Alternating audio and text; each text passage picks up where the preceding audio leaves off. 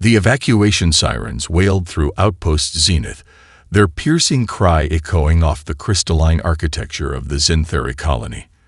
Kara's translucent fingers trembled as she ran through the service tunnels, her crystalline skin reflecting the pulsing red emergency lights in fractured patterns across the walls. At 13 cycles old, she was barely considered a juvenile by her people's standards, but old enough to understand that something had gone terribly wrong. Emergency Protocol 7 Alpha initiated. All citizens proceed to evacuation points immediately. The automated message repeated in its maddeningly calm voice, a stark contrast to the chaos erupting around her. Kara had fallen behind her evacuation group when the first tremors started, the ground beneath the colony shaking with impacts that felt too rhythmic to be natural. She could hear them now, moving in the darkness of the lower tunnels. The massive shapes that had been appearing with increasing frequency at the colony's borders over the past few weeks. Their biosignatures had baffled the colony's sensors, which was impossible. Zintheri technology didn't fail. Everything about this world had defied their expectations, but her people's pride had prevented them from admitting their miscalculations until it was too late. Kara stumbled, her knee striking the metallic floor with a resonating ping that echoed through the tunnel. She froze, hearing the sounds of movement pause in response to her noise. The emergency lights flickered, and in that moment of darkness, she heard something huge shift its weight, accompanied by the scrape of claws on metal. "Wait," she called out, her voice carrying the melodic tones of her species. "Group 7, please wait." But the sound of departing footsteps had already faded. Through the transparent ceiling panels of the tunnel junction ahead, she could see the evacuation ships rising into the violet sky, their engines leaving trails of ionized particles that painted aurora-like streaks across the atmosphere. They were leaving. They were leaving her behind. A deep, resonating growl emanated from the darkness behind her, and Kara's crystalline form trembled, sending cascading reflections across the tunnel walls. Her people's biological architecture, usually so perfect for channeling and amplifying energy, now betrayed her position with every movement. The emergency lights caught her form and scattered, creating dancing patterns that drew attention in the darkness. She pressed herself against the wall, trying to access her personal shield generator. Nothing happened. The colony's power grid must have been compromised, disrupting all but the most essential systems. Without power, without shields, without the technology that her people had relied upon for millennia, Kara felt naked and primitive. The ground trembled again, stronger this time. Not from distant impacts, but from something large moving through the adjacent tunnel. Kara could hear its breathing now, a wet, rhythmic sound that spoke of predatory intent. Her people had dismissed this world's fauna as simple beasts, unworthy of serious study beyond basic containment protocols. But she had seen them watching, learning, testing the colony's defenses with increasing sophistication. A shadow fell across the emergency lights at the far end of the tunnel. Something massive blocked the red glow, its outline suggesting a shape that defied easy classification. Kara saw the gleam of bioluminescent patches along its flanks, pulsing in patterns that her scientists had insisted were random, but now seemed anything but. As the last evacuation ship disappeared into the violet sky, Kara realized a terrible truth. Her people's vaunted technology, their supposed superiority over all other species, meant nothing in this moment. She was alone in the dark with creatures that had evolved on this death world, armed with nothing but failing tech and the misplaced pride of her species. The shadow at the end of the tunnel began to move forward, and Kara did the only thing she could do. She ran. The creature's screech echoed through the service tunnel as it lunged at Kara, its bioluminescent patches flaring bright in anticipation of the kill. Time seemed to slow as she watched death approach, its multiple rows of teeth gleaming in the emergency lights. Her crystalline form reflected its savage beauty in fractured patterns, a final display of Zintheri aesthetics before the end. The thunderous roar that followed wasn't from the creature. The predator's head snapped sideways as something struck it with devastating force, spraying phosphorescent blood across the tunnel wall. The beast crashed into the metal paneling, its bulk denting the supposedly unbreakable Zintheri alloy. Through the ringing in her audio receptors, Kara heard the distinctive click-clack of what her education modules had once described as primitive chemical propulsion weapons. A figure stepped out of the shadows, and Kara's terror transformed into a different kind of fear. The being wore scratched and dented armor that had clearly been patched multiple times with local materials. Its face was partially concealed behind a rebreather mask that looked cobbled together from salvaged parts, and a pair of tactical goggles reflected the emergency lights in steady, predatory green. Human. The word rang through Kara's mind with all the prejudice her people had instilled in her. Humans were barely better than the beasts they'd just arrived to find on this world. Primitive, violent, lacking the refined technological advancement that marked true civilization. Yet here one stood, while her own people had abandoned her to die. "You okay, kid?" The human's voice was rough but surprisingly gentle as he kept his weapon trained on the fallen creature. When Kara didn't respond, he glanced at her, then back at the predator. "Right, translation might be."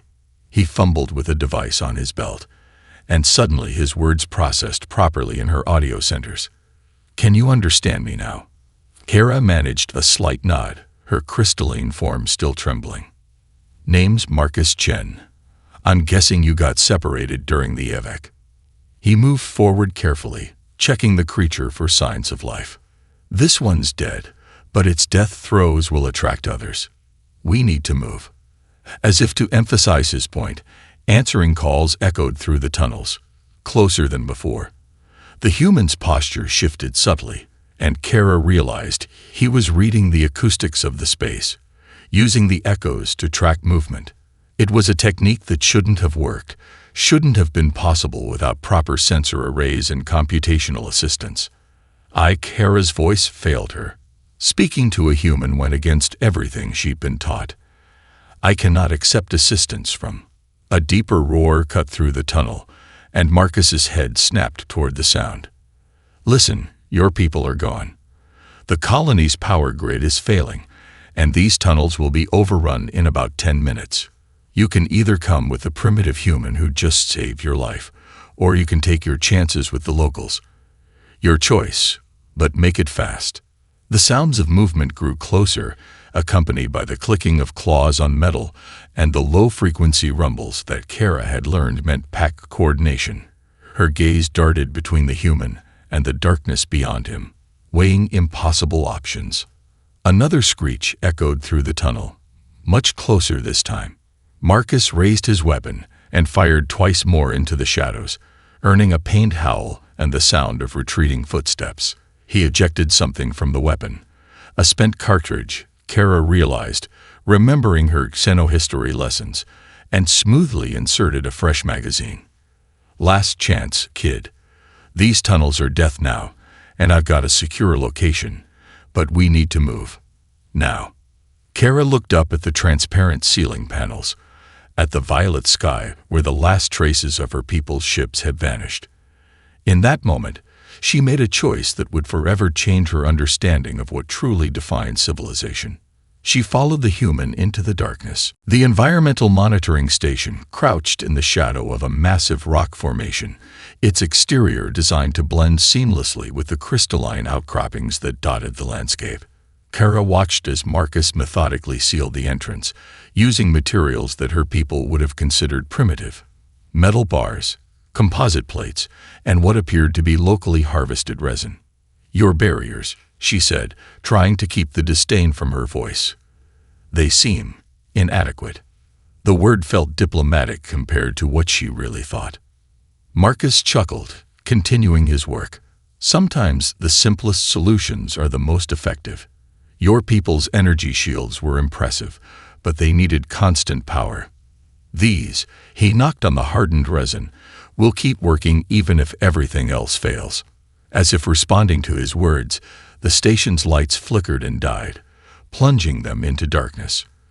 Kara's crystalline form trembled, unconsciously producing bioluminescent patterns of distress.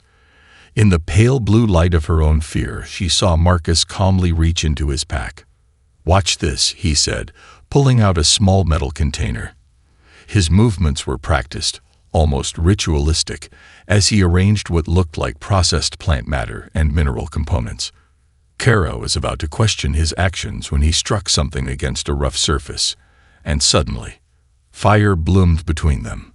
Kara stumbled backward, mesmerized. She had read about chemical combustion, of course, but seeing it controlled like this, created from nothing but basic materials, it seemed impossible. "Your people never taught you about fire?" Marcus asked, noting her reaction as he fed small sticks into the growing flame. "We evolved past the need for such things," Kara responded, but her voice lacked conviction. The warmth reaching her crystalline skin felt surprisingly comforting.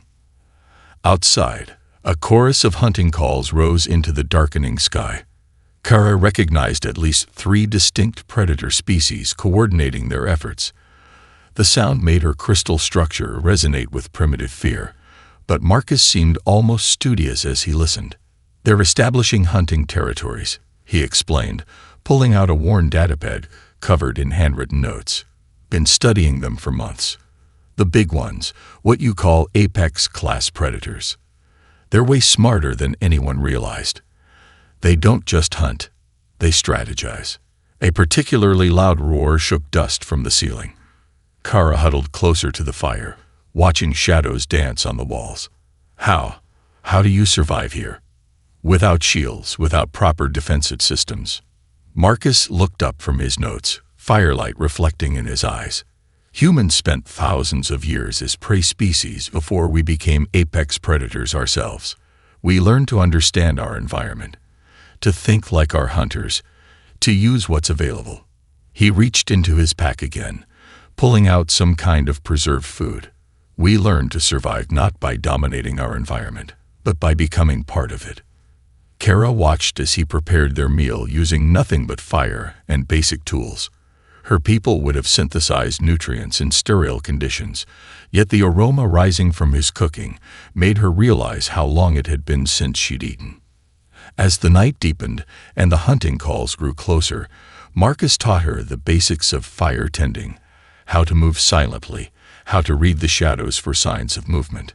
Each lesson seemed primitive at first, then revealed layers of complexity she hadn't imagined possible without technology. "Why are you helping me?" she finally asked, the question that had burned inside her since the tunnel. "You know what my people think of humans, how we've treated you." Marcus poked at the fire, sending sparks dancing toward the ceiling. "Because that's what humans do.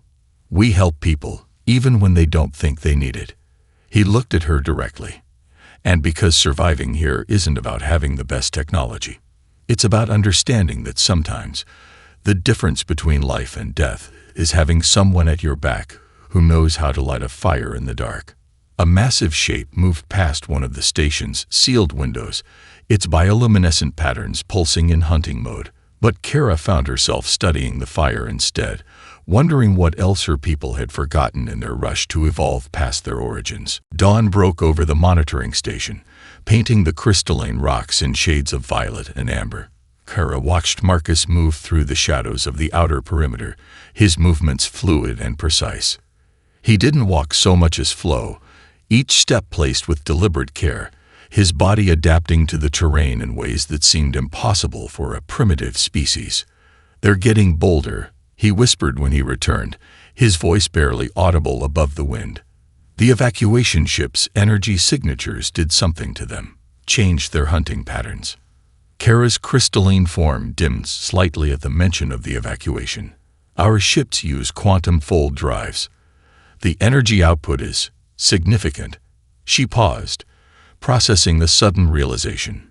"You think they were drawn to the power signatures?" Marcus nodded, pulling out his datapad. The screen displayed complex behavioral patterns that he documented over months of observation. "These creatures hunt using bioelectric sensing. Your colony's power grid was like a beacon to them, but they were cautious, testing. The massive energy burst from multiple ships taking off at once." He shook his head. "It drove them into some kind of frenzy. A distant roar echoed across the landscape, followed by several answering calls.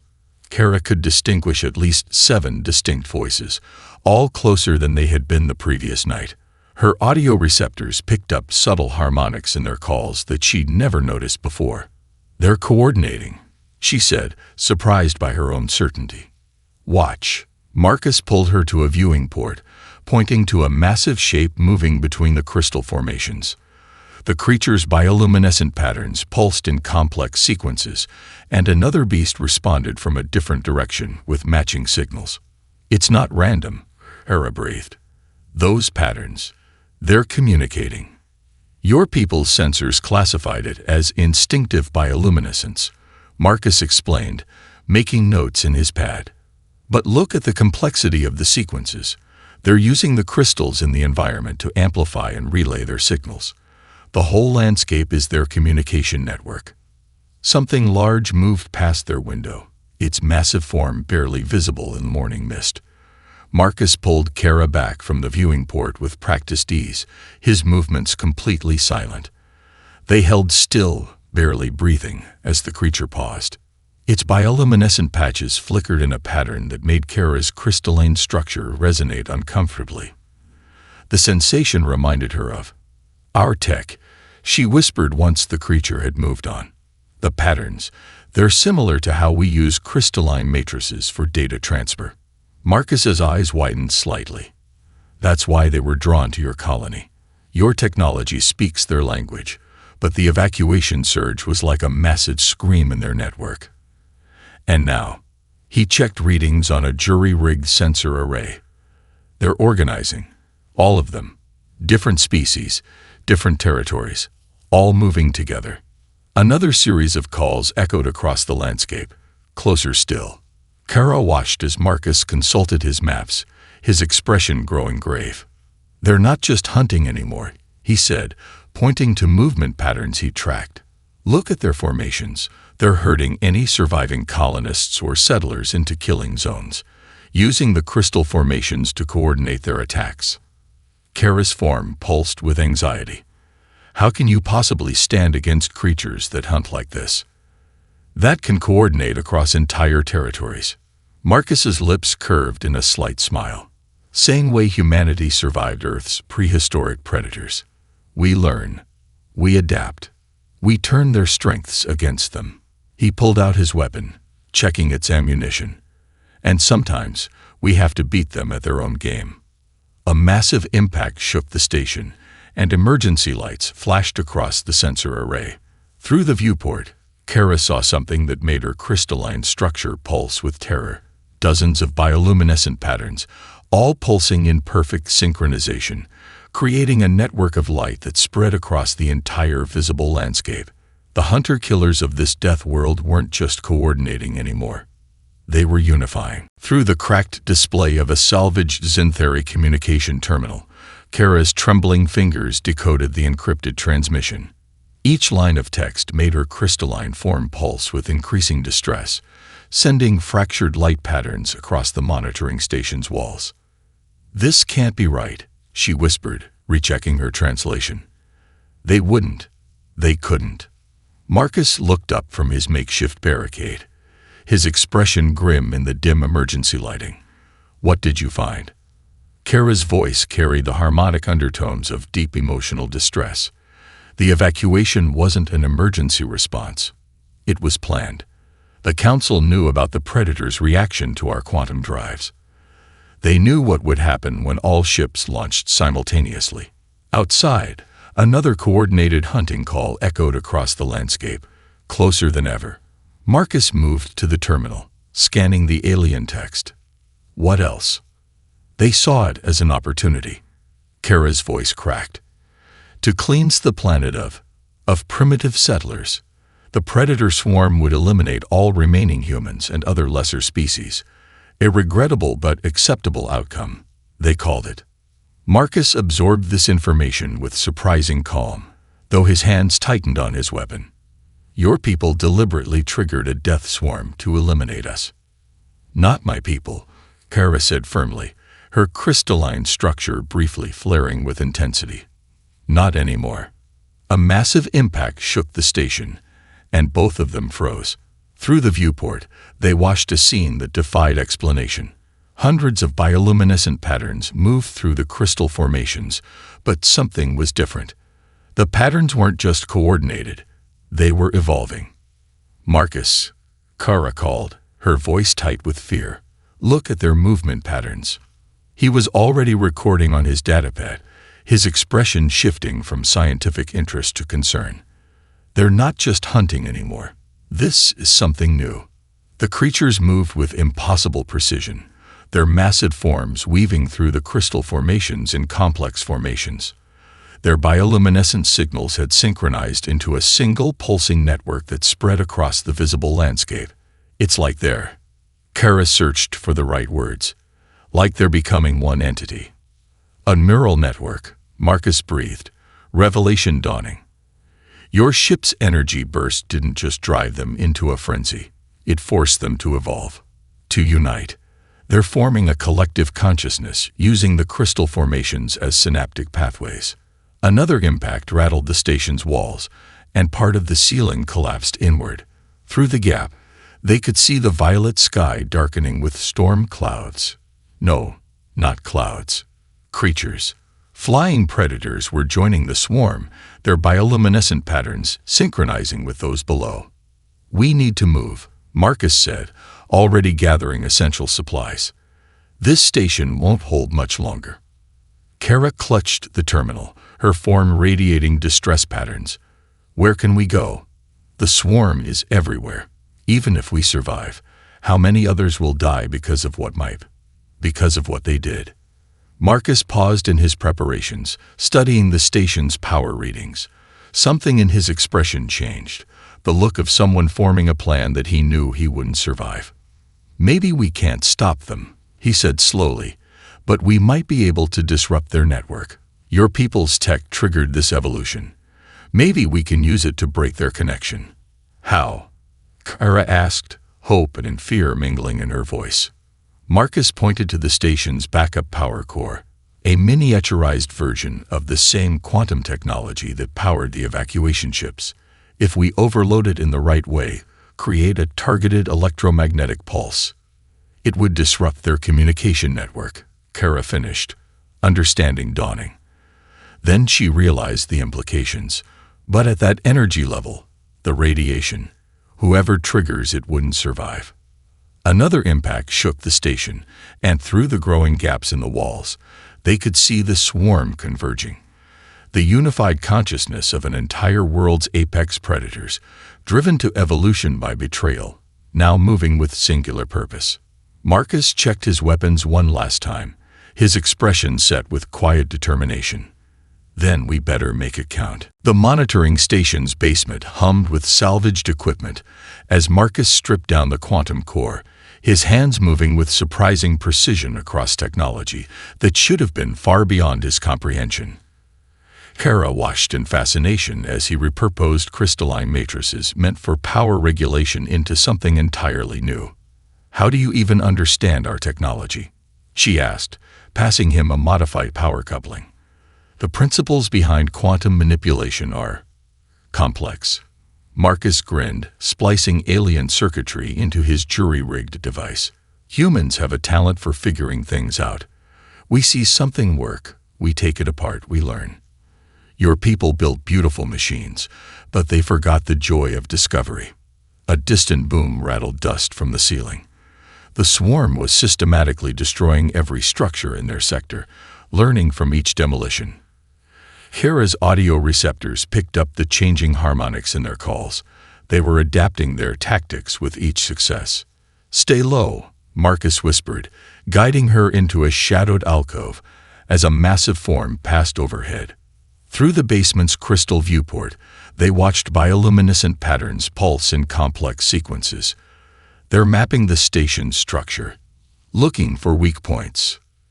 "You're not just a xenobiologist, are you?" Kara asked suddenly, noting how he analyzed their hunters' tactics. Marcus continued working as he spoke. "Did tours with Earth's expeditionary forces before switching to research. Learn that understanding your enemy is just as important as having the biggest gun. He paused, checking readings on his datapad. Speaking of which, watch this. He pressed a sequence of commands, and the device he built emitted a brief pulse. Through the viewport, they saw several predators stumble, their bioluminescent patterns briefly falling out of sync. "It works," Kara exclaimed, then immediately lowered her voice. "But the effect is temporary. That's why we need the quantum core's full power." Marcus began final modifications, his movements more urgent now. A massive enough pulse should disrupt their entire network, break the collective consciousness they're forming. Kara watched him work, understanding growing. "You're using our own technology against them. The same energy that triggered their evolution will be their undoing," Marcus finished. "Humans call it poetic justice." Another impact shook the station, closer this time. Marcus quickly taught Kara the fundamentals of moving silently, showing her how to distribute her weight, how to read air currents for signs of movement. She was surprised at how quickly she adapted to these primitive techniques. "Remember," he said as they prepared the final components, "the pulse has to be maintained manually. The frequency needs constant adjustment to prevent the swarm from adapting." He hesitated, then added softly, "That's why I have to be the one to stay." "No." Kara's crystalline form flared with emotion. "There has to be another way. We could." "Kara," Marcus's voice was gentle but firm. "You're young. You have a chance to change how your people think, to prevent something like this from happening again. Sometimes, the most advanced solution isn't the right one. Sometimes it takes a human with a jury-rigged machine and a stubborn streak." The station shuddered as another section collapsed. Through the gaps, they could see the swarm's pattern had changed. No longer just coordinated hunting. This was siege warfare, executed with terrifying precision. "They're learning too fast," Marcus muttered, making final adjustments. "We're out of time." He handed Kara his datapad, decades of research compressed into one device. "Get this to the other survivors. Make sure people know what happened here. Not for revenge, but so they understand. Real civilization isn't about having the most advanced technology. It's about what you're willing to sacrifice to protect others." The ceiling groaned ominously, and Marcus made a decision. In one fluid motion, he activated the device's preliminary sequence and pushed Kara toward the escape tunnel he'd prepared. "Run," he said, his voice carrying absolute certainty. "I'll buy you time." Kara looked back one last time, seeing not a primitive human, but something her people had forgotten how to be. A protector, willing to fight not with shields of energy, but with shields of flesh and bone, and unshakable will. She ran, carrying his legacy with every step. The monitoring station's walls groaned under the coordinated assault as Marcus positioned himself at the makeshift control panel. Through the shattered viewports, the violet sky had vanished behind a living curtain of predators, their bioluminescent patterns pulsing in perfect harmony. The swarm had achieved what his research suggested was impossible. True unified consciousness. "Almost poetic," he muttered, checking the quantum core's readings one last time. "Humanity's first contact with a planetary hive mind, and I forgot to pack a camera." His humor died as the ceiling finally gave way. A massive creature landed before him, its crystalline enhanced bioluminescence reflecting off the station's remaining walls. More shapes moved in the shadows, their patterns synchronizing into something that spoke of collective intelligence rather than mere animal hunger. Marcus activated the first pulse sequence. The effect was immediate. The nearest creatures staggered, their light patterns disrupting. But already he could see them adapting, their collective consciousness working to compensate for the interference. His fingers danced across the salvage controls, adjusting frequencies, fighting a battle of evolution in real time. Through his headset, he heard Kara's voice. "Marcus, I've reached the minimum safe distance, but there are others here. Survivors from the outer settlements. They're trapped by the swarm's perimeter. Copy that." He ducked as a massive limb swept through where his head had been, simultaneously tweaking the pulse frequency. "Going to give you an opening. When I hit full power, run for the emergency bunkers in Sector 7. Don't stop, don't look back." The creatures were pressing closer now, learning from each attempt to reach him. Their movements showed terrifying intelligence. They understood he was the source of their pain, and they were problem-solving in real time with the processing power of thousands of linked minds. "Marcus." Kara's voice carried harmonics of distress. "There has to be another way." "Kid." He managed a smile as he narrowly avoided another attack. "Sometimes the best way is the human way." He fired his remaining ammunition at a crucial support beam, causing a cascade of debris that temporarily blocked the largest creatures. Besides, someone's got to teach these overgrown lightning bugs about humanity's greatest talent. "What's that?" "Being really, really stubborn." The quantum core hummed as he pushed it beyond safety limits. His jury-rigged controls were already starting to melt, the crystalline matrices glowing with dangerous intensity. The swarm seemed to sense what was coming. Their attacks became desperate, coordinated strikes aimed at stopping him before he could activate the final sequence. A massive tail swipe caught him in the side, sending him sprawling. Pain flared across his ribs, but he dragged himself back to the controls. The creatures had him surrounded now, their patterns pulsing with what he swore was anticipation. "Kara," he gasped into the headset, "remember what I taught you. About fire in the darkness. About survival." His fingers found the final activation sequence. "And remember, your people were wrong about us.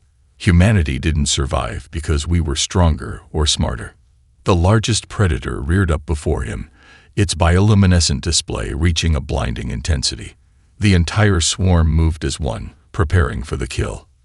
"We survived because we never learned when to quit." Marcus slammed the activation trigger home. The quantum core erupted with energy, converting its entire mass into a precisely modulated electromagnetic pulse. The blast caught the swarm at the perfect frequency, disrupting not just their communications, but the very neural patterns that held their collective consciousness together. The unified mind of the swarm shattered. In his final moments, as radiation from the overloaded core seared through him, Marcus saw the swarm's perfect coordination dissolve into chaos. Creatures fled in all directions, their bioluminescent patterns random and discordant. Through his headset, he heard shouts of triumph as survivors ran for safety through the gaps in the swarm's broken perimeter.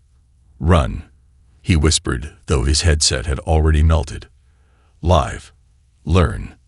The station collapsed around him as the quantum core went critical, but Marcus Chen died smiling, knowing he'd proven that humanity's greatest technology wasn't in its machines, but in its heart. The Zinthari High Council chamber glittered with crystalline grandeur, every surface designed to reflect and amplify the natural bioluminescence of its occupants. 3 months after the evacuation of Colony Zenith, Kara stood before them, her once pristine crystalline form now bearing scars that caught and fractured light in unpredictable ways. "You stand accused of spreading dissent." The first speaker's harmonics carried tones of disapproval, of questioning the Council's wisdom regarding primitive species. Kara placed 2 items on the presentation pedestal: Marcus Chen's battered research tablet and his salvaged primitive projectile weapon. The council members recoiled slightly at the sight of such crude technology in their sacred chamber. "I stand to deliver truth," she replied, her voice carrying new harmonics they'd never heard in one so young. "About a primitive who died saving others from our mistakes. About what true civilization means." She activated the tablet, and Marcus's research filled the chamber's holographic displays. Years of careful observation, brilliant insights, and finally, the truth about the Council's deliberate triggering of the swarm consciousness. "You knew," she continued, her form pulsing with controlled anger. "You knew the evacuation surge would drive them into a unified state. You saw an opportunity to cleanse the planet of those you deemed unworthy of survival. The loss of primitive settlers was regrettable." Another council member began, but their presence was already disrupting local. He had a name. Kara cut in, her voice sharp as crystal. Marcus Chen, a xenobiologist who understood more about life on that world than our entire scientific division. A primitive who jury-rigged our advanced technology into something that saved hundreds of lives. A human who chose to die so others could live. She played the final recordings from the monitoring station. The council chamber fell silent as they watched a single human face down an entire swarm, using their own technology in ways they'd never imagined possible. Our civilization prides itself on advancement, Kara continued, her scars catching light like badges of honor. We measure progress in technology, in our distance from our origins, but Marcus showed me that true civilization isn't about what you can build. She stepped closer to the council platform, her voice carrying to every corner of the chamber. It's about what you're willing to sacrifice to protect others, even those you've been taught to look down upon. The first speaker shifted uncomfortably. And what would you have us do with this perspective? I've already done it, Kara replied. I've transmitted Marcus's research to every major species in the sector. They know what happened on Colony Zenith. They know about the choice you made. The chamber erupted in harmonic discord, but Kara continued, her voice cutting through the chaos.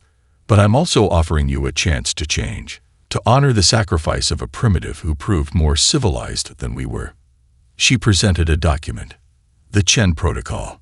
It mandated that all Zentheri ships must render aid to any sentient beings in danger, regardless of technological advancement. It required cultural exchange programs, scientific cooperation, and most importantly, an acknowledgement that progress couldn't be measured in technology alone. Your choice is simple, Kara concluded. Continue claiming technological superiority, while the galaxy knows what really happened, or prove that we can learn. That we can evolve in ways that matter more than better machines. The council chamber fell silent. In that silence, Kara touched the scared surface of Marcus's weapon, remembering his last lessons about survival, about courage, about what it truly meant to be civilized. Finally, the first speaker's form pulsed with the harmonics of acceptance. The Chen Protocol will be ratified. And you, Kara, what will you do now? She lifted her head, her crystalline form catching light in ways that would have been considered imperfect before, but now spoke of experiences no Zentheri could claim.